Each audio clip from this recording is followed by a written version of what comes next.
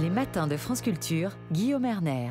Une Coupe du monde de football coûte cher, les coûts humains, financiers, mais aussi écologiques. La Coupe du monde de football au Qatar, un choix singulier, je l'ai dit, un choix que nous allons tenter de présenter avec vous. Quentin Muller, bonjour. Bonjour.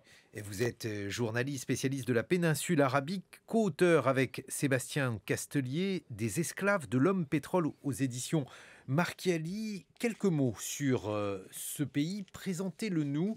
Un pays qui va accueillir donc cette Coupe du Monde et qui, a priori, n'avait pas de prédisposition sur le plan donc du climat, par exemple, sur le plan des infrastructures à l'accueillir. Alors, le Qatar, c'est une excroissance de sable dans le golfe arabo-persique, grande comme l'île de France. Donc, c'est un tout petit pays qui a été indépendant en 1971. Avant, c'était un protectorat anglais.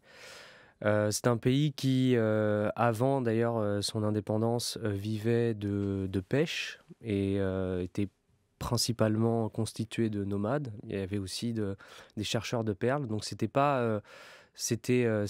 un comptoir britannique qui n'était pas très riche, hein. C'était surtout une position stratégique dans le golfe arabo-persique. Et puis après, il y a eu évidemment la découverte de gisements pétroliers et de gaz qui a fait basculer ce pays dans l'abondance qu'on connaît aujourd'hui. Une abondance qui est assortie sur le plan politique d'un régime autoritaire. Oui, exactement. C'est la famille Al Thani qui gère le pays d'une main de fer depuis longtemps. Donc les Qataris n'ont pas grand-chose à dire dans la gestion du pays. Et d'ailleurs, il y a un espèce de pacte qui a été conclu, c'est-à-dire la famille Al Thani gère le pays et puis en échange, vous, Qataris, vous serez surgâtés. Enfin, c'est-à-dire que un jeune Qatari qui naît au Qatar, il naît déjà avec un compte en banque extrêmement fourni, avec des terres. Enfin, voilà, il y a un privilège, il y a un État-providence pour les Qataris qui est extrêmement abondant. Et donc, c'est pour ça que la contestation contre la famille Al Thani est faible, parce que les Qataris sont riches dès la naissance. Et si vous deviez comparer donc ce régime politique autoritaire avec les autres pétromonarchies, qu'est-ce que vous diriez, Quentin Muller? Comment le définir de manière plus précise? On est aujourd'hui familier, hélas, avec le type de régime autoritaire en Arabie Saoudite. Qu'en est-il pour le Qatar? C'est un peu la même chose, c'est-à-dire que ce sont des familles qui ont pris le pouvoir à la fin des protectorats anglais lors des indépendances. Donc, ce sont des régimes qui sont familiaux et qui sont régis par la charia, voilà, et qui sont très conservateurs, on peut le dire, parfois obscurantistes carrément. Le droit des minorités, des femmes au Qatar, il n'est pas meilleur qu'en Arabie Saoudite, il est même pire. Donc je pense que dans la région, c'est un régime assez classique, hein. Qu'est-ce qui est autorisé, ou plutôt qu'est-ce qui est interdit, puisque c'est cela, là aussi, qui pose problème dans la perspective de cette Coupe du Monde qui va s'ouvrir dans quelques semaines, le dimanche 20 novembre prochain? Ce qui est interdit, il y a beaucoup d'interdits au Qatar, et d'ailleurs le pays essaye de se donner une bonne image en ouvrant la chaîne Al Jazeera, qui a très bien couvert les printemps arabes, en faisant la promotion de la liberté des minorités dans les pays européens. Je pense en France, hein, où la chaîne AJ+, qui est une chaîne qui est disponible sur les réseaux sociaux, critique beaucoup la gestion de nos minorités ici même dans notre pays. Et donc on en oublie qu'au Qatar... C'est un peu paradoxal. Ce qui est très paradoxal, et on en oublie qu'au Qatar, une femme ne peut pas se marier avec un étranger, par exemple. Il faut qu'elle passe devant un jury, et il faut qu'elle se justifie de pourquoi elle veut se marier avec cet étranger-là. Et il faut que l'étranger montre patte blanche également. Une femme... ne peut pas sortir du pays sans l'accord de son père ou d'un tuteur. Avant, une femme ne pouvait pas prendre une chambre d'hôtel seule. Il fallait qu'elle ait plus de 30 ans, je crois. Donc en fait, et pareil pour pareil pour le droit à la sexualité, enfin le droit de la communauté LGBT, même si elle est très faible au Qatar, elle n'existe pas. Enfin, ces droits, Elle leurs ne droits peut pas être n'existent pas. plus importante puisque elle est Oui, la aujourd'hui population est soumise faible. à un Ils régime sont, de terreur. ouais, ouais, ils sont exactement. Beaucoup de Qataris, enfin, les Qataris qui le sont ne le disent absolument pas. C'est un grand tabou. Donc finalement, c'est un régime qui est, comme je disais, régi par la charia et qui est très hermétique, hein. Alors c'est quand même inouï, on va en reparler, c'est quand même inouï que dans ce pays-là, on ait décidé d'organiser une Coupe du Monde de football. C'est dans ce cadre-là qu'on a affaire, alors je vais utiliser un néologisme anglais, mais on va immédiatement le traduire. Quentin Muller a du sport washing parce que sur les droits donc des homosexuels, sur le droit des femmes, on voit bien qu'il y a des contradictions avec ce qui va se dérouler avec cette Coupe du Monde de football. Est-ce que le pays va s'ouvrir à la faveur de cette compétition? Quelles sont les différentes promesses qu'il a faites? On va voir si ensuite il les respecte. On n'a pas parlé du droit des travailleurs aussi, On va en parler. qui est totalement inexistant. Mais alors, par rapport à l'ouverture, les Qataris sont des gens qui vont faire leurs études aux États-Unis, en Europe, et vivent la plupart du temps, ne vivent pas au Qatar. Donc, ce sont des gens qui vivent à l'extérieur et dans le monde occidental. Donc, les Qataris sont des gens qui sont ouverts. Mais dans la gestion du pays, dans les lois, dans la vie au Qatar, le pays reste et restera hermétique parce que c'est un régime qui est appelé à rester et qui est appelé enfin, c'est pas un régime qu'on peut changer du jour au lendemain. Vous voyez, en Arabie Saoudite, ça prend du temps. Et donc, au Qatar, c'est un peu la même chose. C'est encore même plus hermétique que l'Arabie Saoudite, d'une certaine manière. Et lorsque vous évoquiez donc le droit des travailleurs, le livre que vous avez publié, Quentin Muller, Les esclaves de l'homme pétrole, c'est en réalité une enquête sur les conditions de vie absolument épouvantables de ces travailleurs qui sont venus notamment au Qatar pour faire les travaux nécessaires à la réalisation des stades, des infrastructures pour cette Coupe du Monde de football. Il y a 2 millions de migrants aujourd'hui au Qatar et il y a des chiffres qui sont absolument terribles, d'une tristesse infinie. On parle par exemple de 6500 morts pour la réalisation donc de ces infrastructures liées à la Coupe du Monde de foot. Alors, on l'a dit avant, le Qatar était pas grand-chose en termes d'infrastructure et de construction avant la découverte du pétrole et du gaz. Donc moi je pense que tous ces travailleurs étrangers qui ont construit le Qatar, ils l'ont construit à partir... Enfin, le pays était pas grand-chose. Donc finalement, tous ces travailleurs donc, venus d'Asie et d'Afrique principalement, ils ont réalisé un pays qui n'existait quasi pas. Donc moi, je considère que tous ces travailleurs qui ont pris leurs outils pour construire ce pays, eh bien, je pense que le Qatar leur appartient au même titre que les Qataris. C'est peut-être un peu choquant ce que je dis, mais les Qataris n'ont pas vraiment mis le bleu de travail pour construire leur pays. Et d'ailleurs, aujourd'hui, au Qatar, qui fait la vie de ce pays-là? Ce sont les étrangers. Qui sert la nourriture dans les restaurants? Qui l'a fait?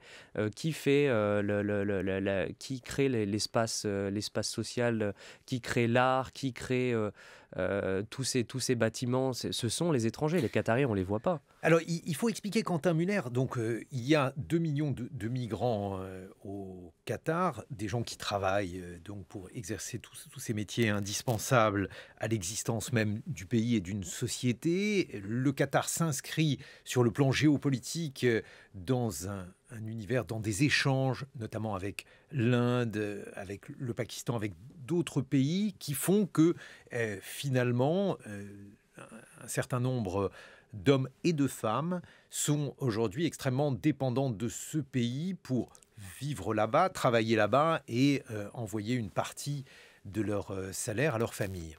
Oui, c'est une relation d'interdépendance qui est extrême, c'est-à-dire que au Népal, un quart du PIB dépend des envois d'argent de la population qui vit à l'étranger et qui travaille principalement dans le Golfe. Donc, c'est-à-dire le Qatar profite de l'extrême pauvreté de ces pays-là, que ce soit l'Inde, le Népal, le Pakistan, mais aussi le Kenya, l'Ouganda, sont des pays qui ne sont pas capables de fournir emploi et éducation et une vie digne à leurs propres concitoyens. Donc, donc il y a une grande immigration au Qatar et aussi dans les pays du Golfe, parce que c'est une immigration qui est beaucoup plus simple que de partir en Europe, c'est moins coûteux, c'est moins dangereux.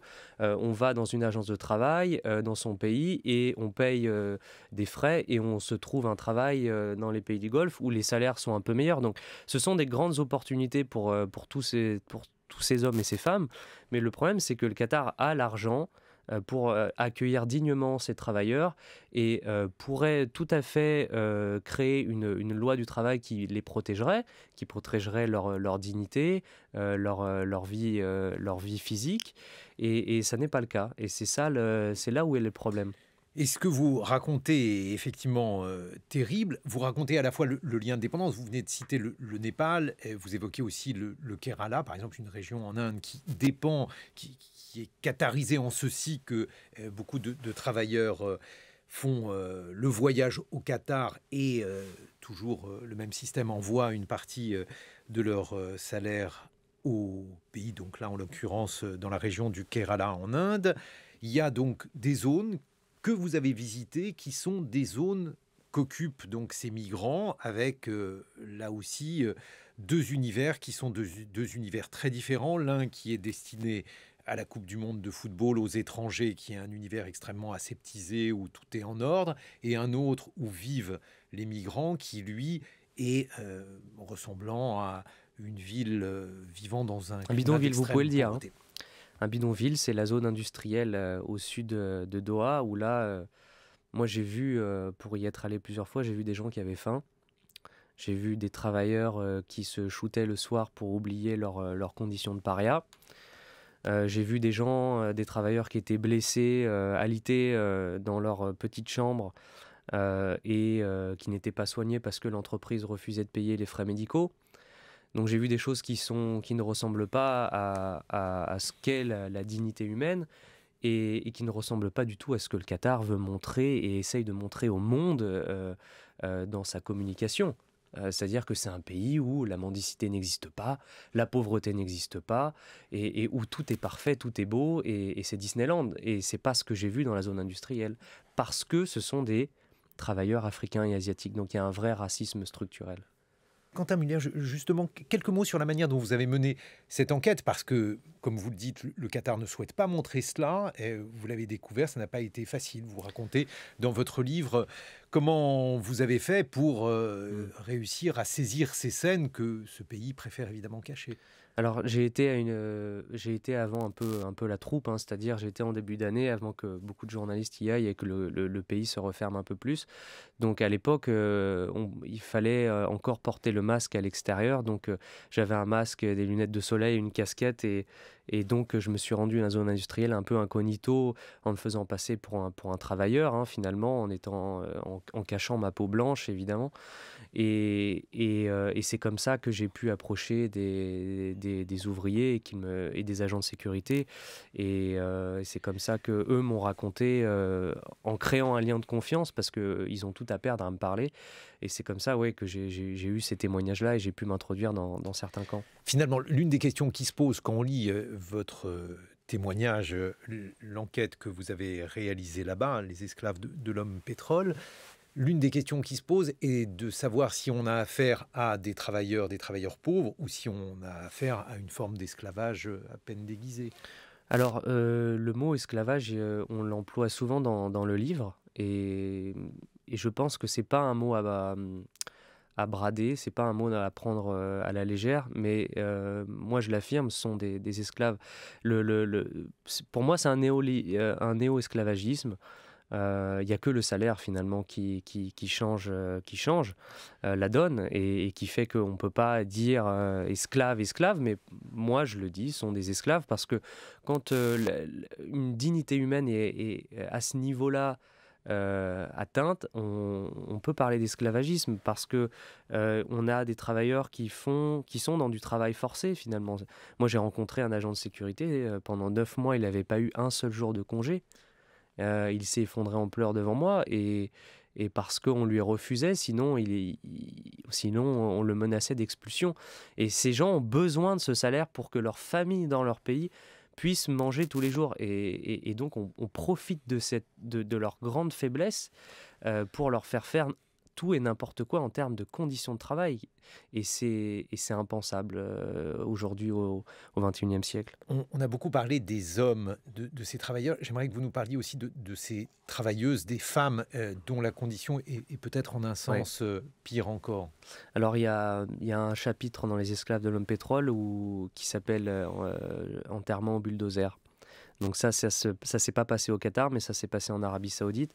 Ce sont toutes ces domestiques malgaches qui sont traités comme du bétail et absolument pas comme des êtres humains.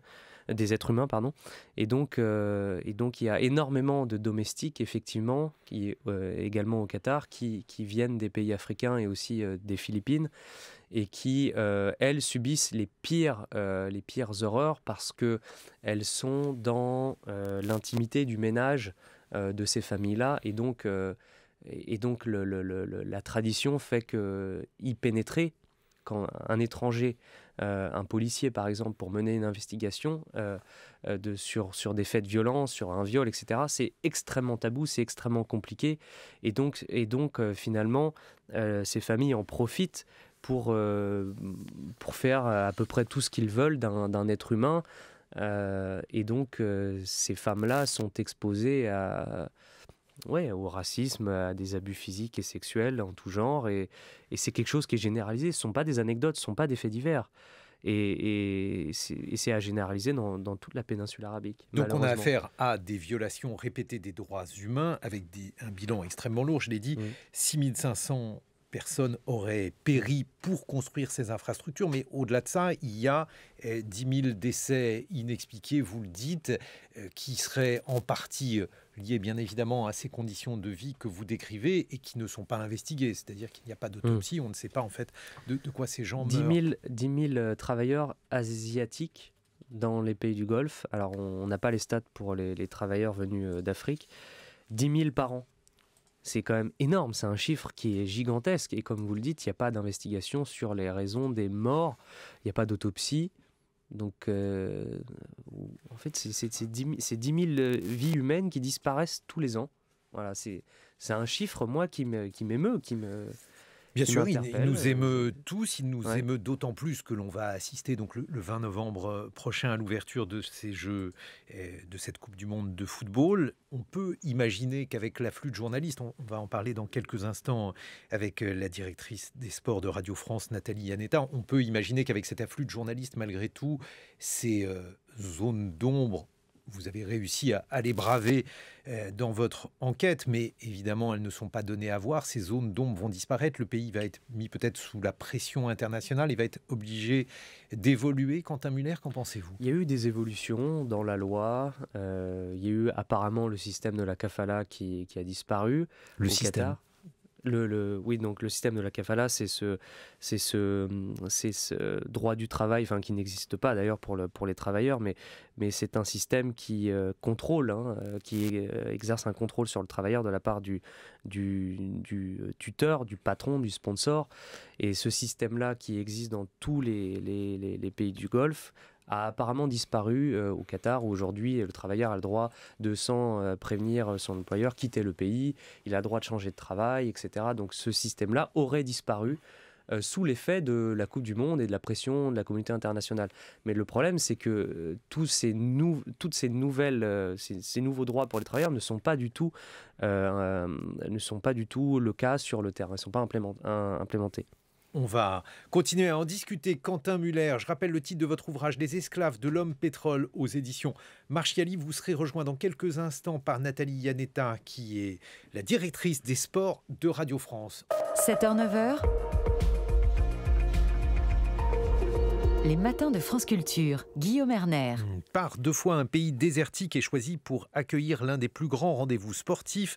Après la Coupe du Monde de football au Qatar, un désert de la taille d'un département français, les Jeux asiatiques d'hiver de 2029 organisés en Arabie Saoudite. Peut-on imaginer dissocier le sport de ses conséquences qu'il fait peser sur le plan écologique, sur le plan également des droits humains. Pour en parler, nous sommes en compagnie du journaliste Quentin Muller. Vous êtes spécialiste de la péninsule arabique. Vous avez notamment publié avec Sébastien Castelier Les esclaves de l'homme pétrole aux éditions Marchiali. Et nous accueillons Nathalie Iannetta. Bonjour. Bonjour Guillaume. Nathalie Iannetta, vous êtes directrice des sports de Radio France. En fait, il faudrait qu'on compte jusqu'à 3 parce que il y a eu les mondiaux d'athlétisme en 2019 à Doha qui ont été un échec assez retentissant, Oui, on peut le dire.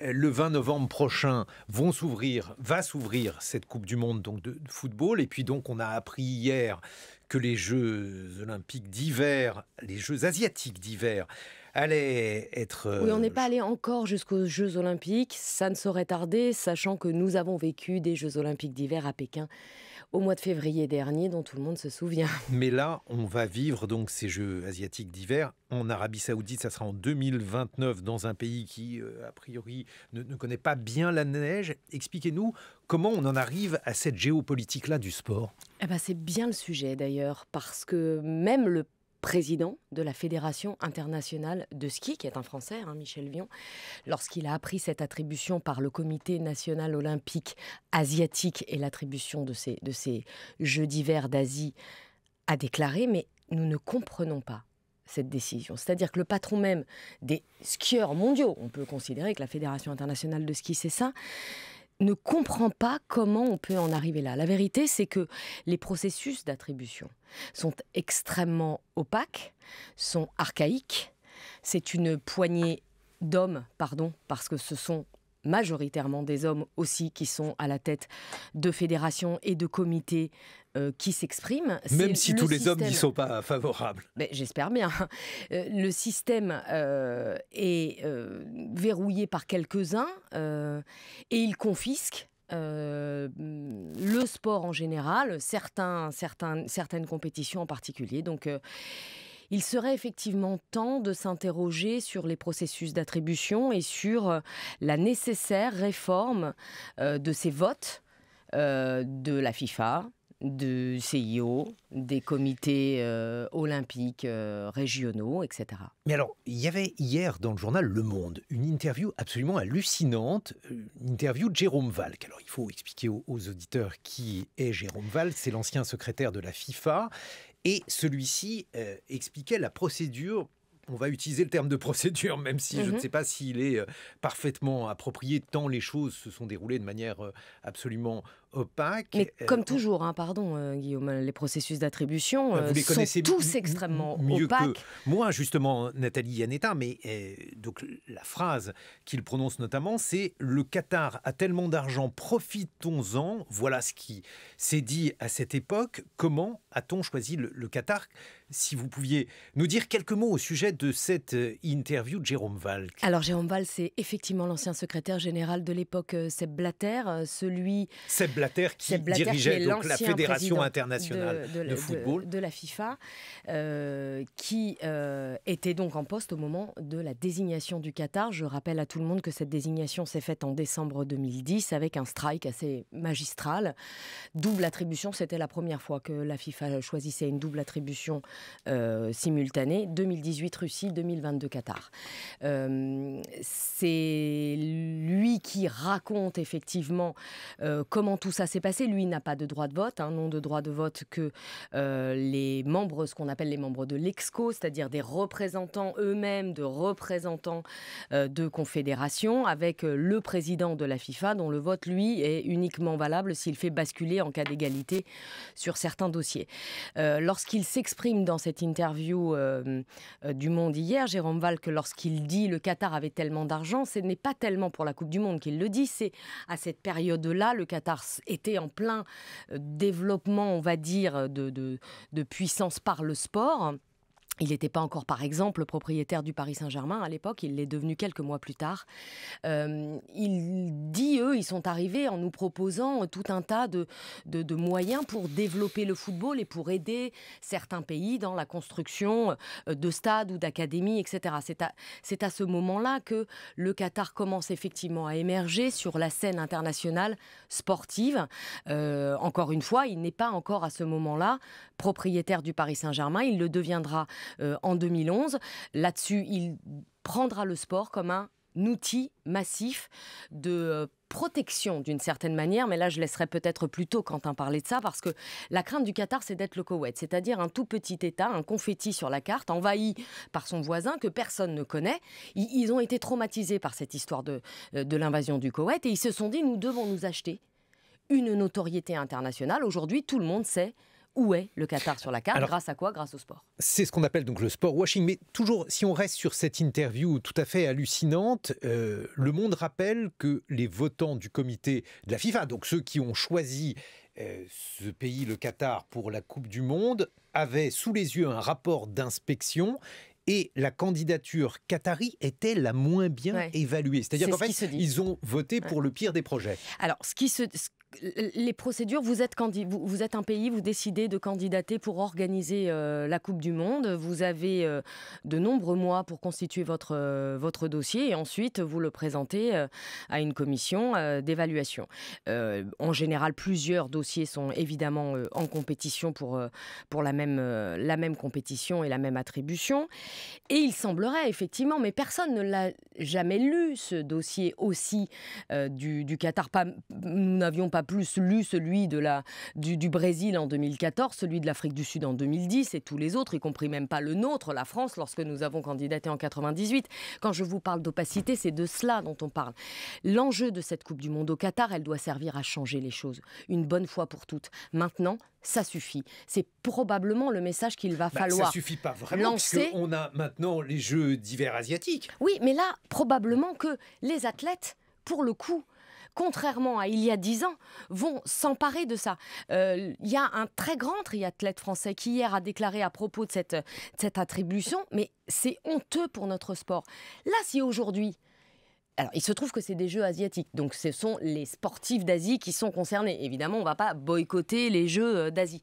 Mais s'il s'était agi, par exemple, de Jeux olympiques ou la prochaine Coupe du Monde, là, je pense que les mentalités ont totalement changé. Mais alors, on pourrait dans ce cas-là boycotter cette Coupe du Monde de foot au Qatar, Nathalie Yanetta. Mais certains vont le faire, il va y avoir un boycott diplomatique. Il y a aussi des responsables, y compris dans le monde du football, qui ont annoncé qu'ils n'iraient pas au Qatar pour des raisons de non-respect de droits humains, etc. Je pense notamment à Philippe Lahm, qui est l'ancien capitaine emblématique de l'équipe d'Allemagne championne du monde, qui est par ailleurs président du comité d'organisation du prochain Euro qui aura lieu en Allemagne, et qui a dit « je n'irai pas ». Donc il y a des boycotts. Alors nous avons décidé, donc, sur le plan journalistique, Nathalie Yanetta, de ne pas boycotter cette compétition. Expliquez-nous pourquoi vous êtes la directrice des sports de Radio France, pourquoi avons-nous pris la décision de ne pas les boycotter? Mais parce que personne ne boycotte médiatiquement un événement. Des journalistes ne choisissent pas les événements qu'ils doivent couvrir. La seule fois où des journalistes boycottent un événement, c'est quand? C'est lorsqu'ils arrivent pour couvrir un événement, qu'on les en empêche, et que là, ils disent, dans ces conditions-là, vous ne nous ferez pas raconter ce que vous voulez qu'on raconte. Nous sommes libres, donc nous boycotterons l'événement. Ça n'existe pas, un boycott diplomatique, un boycott médiatique. Quentin Müller, donc vous avez longuement enquêté au Qatar, vous avez enquêté notamment auprès de ces travailleurs migrants. On en a parlé il y a quelques minutes, qui sont des travailleurs, mais soumis à un régime de semi-liberté. Que pensez-vous justement de cette situation avec cette Coupe du Monde qui va s'ouvrir dans quelques jours? Je ne sais pas si c'est aux journalistes de se prononcer pour un boycott ou non. Je pense qu'il faut laisser la liberté aux téléspectateurs, aux fans de foot, aux joueurs, d'y aller ou pas, de regarder ou pas. Moi, je pense que cette Coupe du Monde a été une opportunité de parler des droits du travail dans la zone, parce qu'il n'y a pas qu'au Qatar, il y a aussi tous les autres pays de la péninsule arabique qui pratiquent le même esclavagisme, si je puis dire. Donc, je pense que cette Coupe du Monde a été une opportunité de mettre un peu de lumière sur ces conditions-là, de ces travailleurs étrangers qui ont permis l'émergence et la richesse de ces pays-là. Donc, une opportunité qui a été meurtrière, qui a causé énormément de souffrance en Asie et en Afrique, parce que bon, les esclaves de l'homme pétrole, c'est aussi du reportage pas qu'au Qatar, mais c'est au Népal, au Soudan et au Kenya, et il n'y a pas un comté au Kilifi, il n'y a pas... Oui, parce qu'il faut rappeler donc que ces travailleurs migrants viennent des pays que vous évoquez et qu'il y a un lien de suggestion entre différentes régions qui fournissent de la main-d'œuvre et le Qatar, les autres pays du Golfe. Dans le Terai, dans le sud du Népal, il n'y a pas un village où il n'y a pas une veuve d'un travailleur qui est mort au Qatar. Au Kenya, il n'y a pas, dans le comté de Kilifi, dans le sud du pays, il n'y a pas une famille où il y a une domestique qui est en ce moment en grande difficulté au Qatar ou dans un autre pays du Golfe. Donc on voit bien qu'il y a quand même un grand problème. Nathalie Iannetta. Juste, pardon Guillaume, mais sur ce que vient de dire Quentin et sur les veuves et les familles de victimes, aujourd'hui, Amnesty International notamment dit il va falloir que la FIFA compense, que la FIFA crée un fonds d'indemnisation. Et il y a des solutions pour ça, et il y a même beaucoup d'argent pour ça. Pardon, mais chaque nation engagée dans cette Coupe du Monde, elles seront 32 sur la ligne de départ. Le simple fait de participer à la Coupe du Monde et d'être au premier tour. C'est-à-dire même si vous n'êtes pas qualifié pour les huitièmes de finale, vous savez combien vont toucher chaque fédération juste pour participer. Donc on parle de 3 matchs, les 3 premiers. C'est plus de 8 millions de dollars chacune. Juste pour participer. Je ne vous parle pas de l'équipe qui sera championne du monde et qui touchera 40 millions. Et c'est dégressif, je crois que c'est 30 de mémoire lorsque vous êtes juste finaliste. Donc c'est évidemment beaucoup d'argent. Par ailleurs, donc on cherche à demander aux fédérations, demander aux sportifs d'être responsables.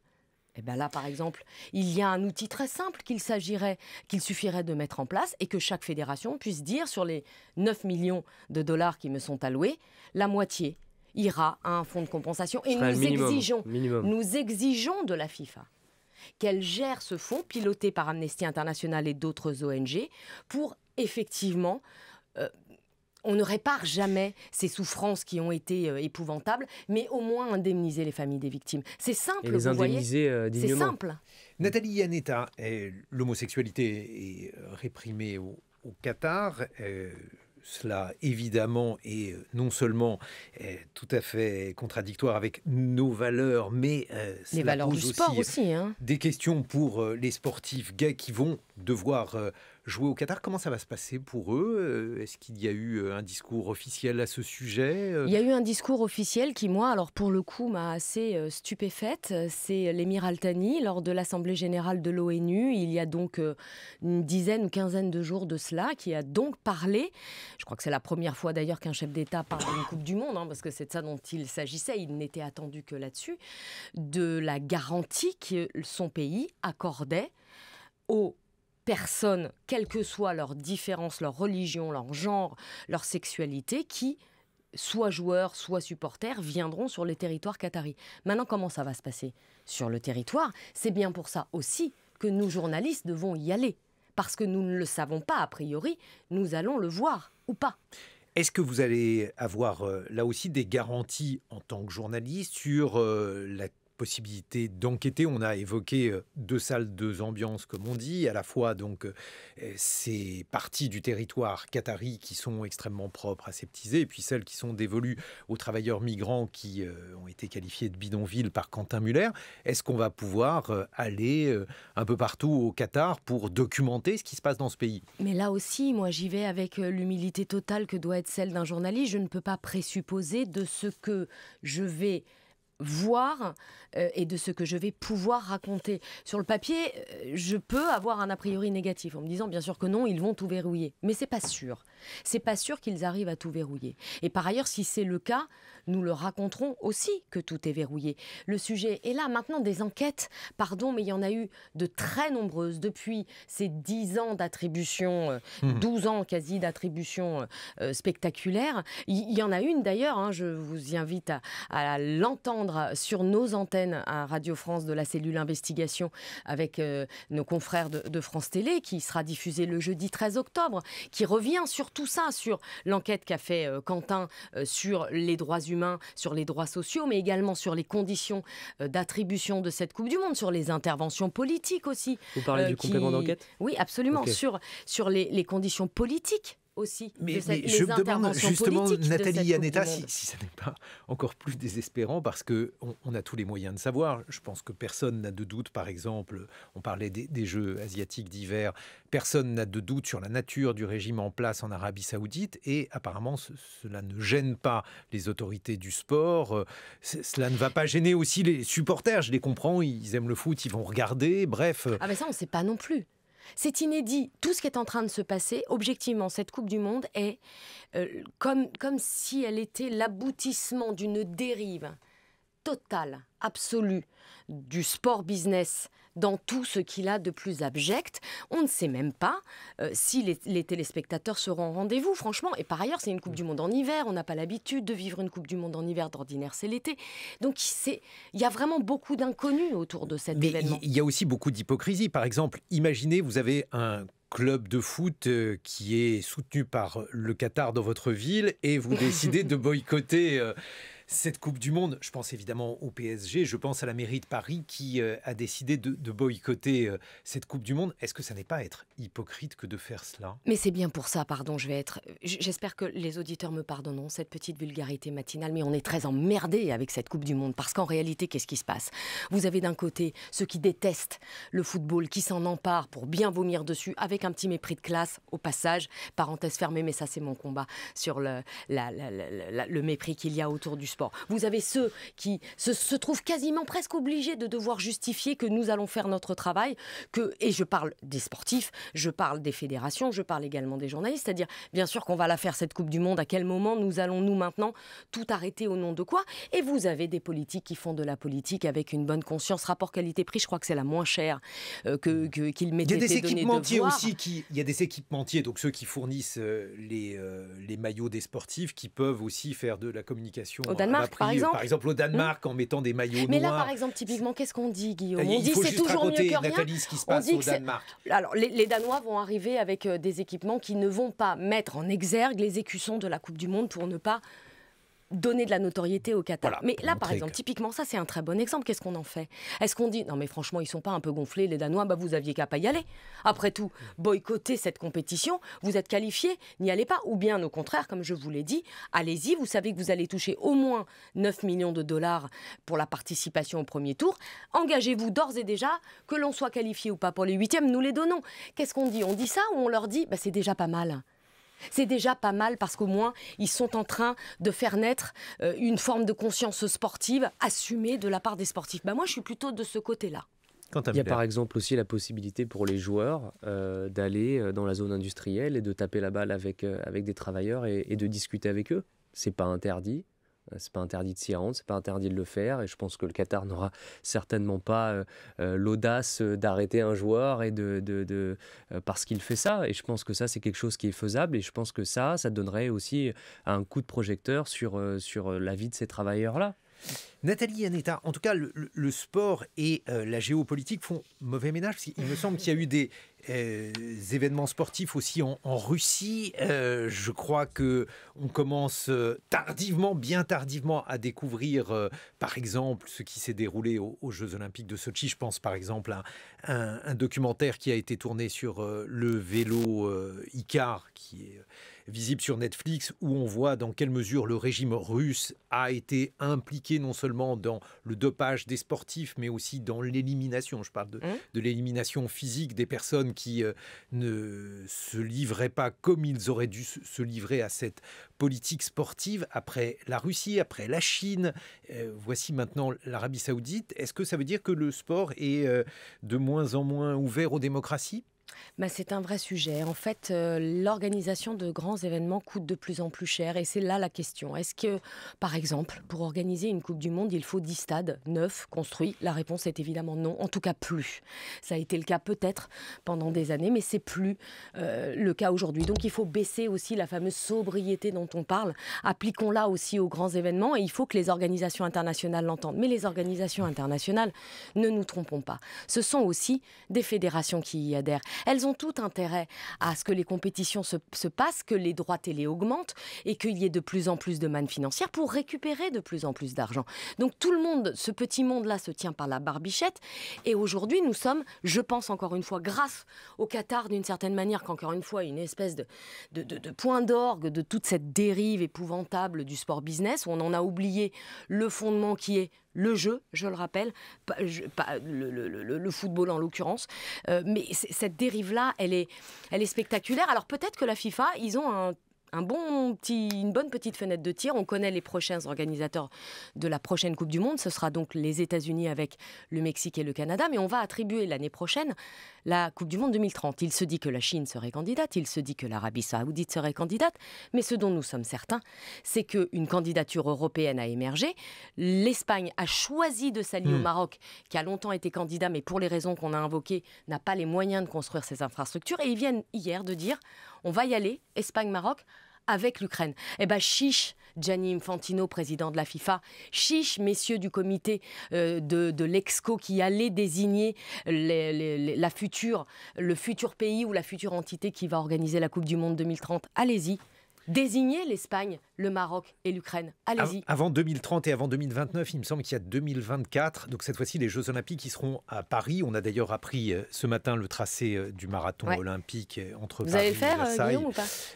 Parce qu'on je peut, crois vous que les savez, 2 jours avant, on a le droit sur le même parcours. Je vais essayer d'être prêt pour le faire. C'est un beau parcours, un parcours qui fait envie. Est-ce que le reste fait envie?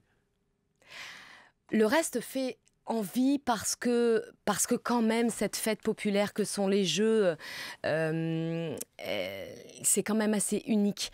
Après, oui, bien sûr qu'entre le moment où la candidature est déposée, c'est-à-dire en 2014, et le moment où les Jeux vont être organisés, tout a changé. Le monde entier a changé.